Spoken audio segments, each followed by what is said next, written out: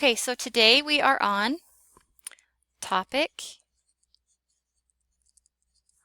2, lesson 4 on page 77. And we are going to be doing addition of decimals with standard algorithm. And I just want you to think about a couple of words that you might want to watch for when you're doing addition problems, and that is addend and sum. So the addends are the numbers that you add together. So if we had 2 plus 2, these would be the addends. And the sum is the answer to an addition problem. So that's just something that you need to look for, especially when you have story problems. Those are the words you look for in an addition problem. And I'm going to go ahead and read the question on the top of page 77, and it says, Mr. Davidson has 2 sacks of potatoes.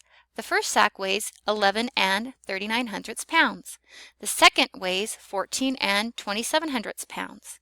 How many pounds of potatoes does Mr. Davidson have in all? Solve this problem any way you choose.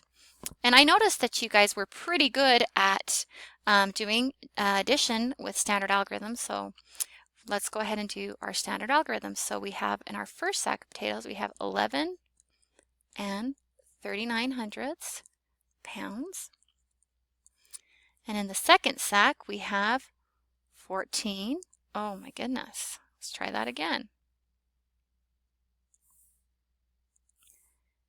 14 and 27/100 pounds. All right, so I know that 9 plus 7 is equal to 16 hundredths. 9 hundredths plus 7 hundredths is equal to 16 hundredths.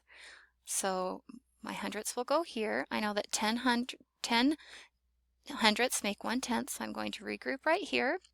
1/10 plus 3/10 plus 2/10 is equal to 6/10.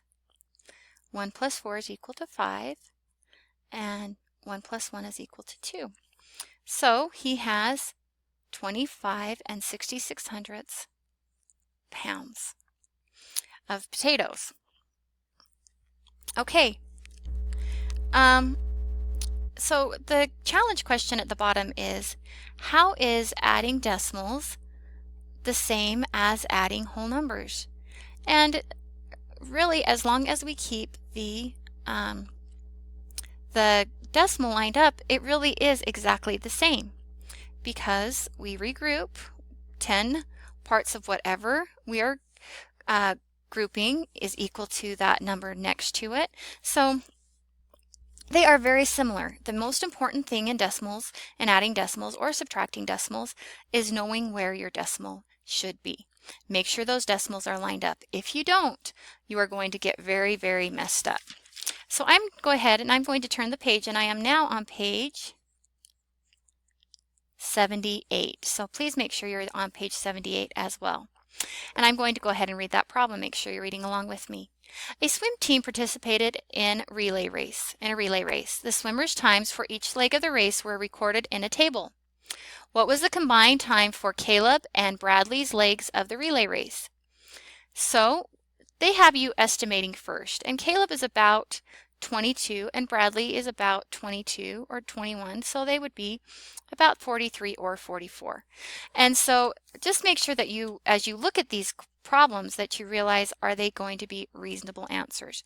So Caleb's time is equal to 41. Oh, excuse me, that's wrong. 21 and 49 seconds. And Bradley, we're just going to call him, so Bradley's time is equal to 21 and 59 seconds.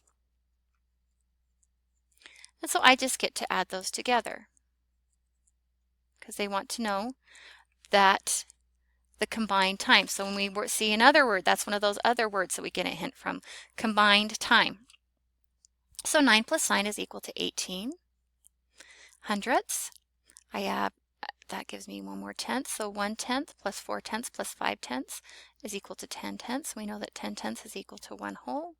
1 plus 1 plus 1 is equal to 3. I have 43 and 800 seconds. So that is just all we do for adding fractions. Let's look at the last one. It said, Andre said that the last 2 legs of the race took 3,938 seconds. What mistake did he make? So just by looking at that, it looks to me like Andre forgot to put in the decimal point. So make sure you put that decimal place in, because like I said, if you don't, you are going to get awfully messed up. We are going to go ahead and we're going to do one more example, and this one is on page 79 and is at the very top of your page, and it says Carson ran 7 and 81/100 miles last week. He ran 14 miles this week. How many miles did he run in the 2 weeks? So I have 14 plus 7 and 81/100. Now, I like to have everything balanced, and I've said that in class before, so I'm going to give myself a couple of zeros. It doesn't change the value of 14. It just gives me things so that I can line them up nice and neat. So 0 plus 1 is 1. 0 plus 100. 0 plus 8 is 8/10. 4 plus 7 is 11 ones, or 11 units. I have 2 tens. So 21 and 81/100 miles. Okay, so your homework today is the guided practice.